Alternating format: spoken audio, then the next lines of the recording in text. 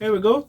We strip all the parts, and the plan is to spray paint the chassis and clean all the parts, and we replace some of the faulty parts, and we don't do much on the engine. We leave the engine as it is.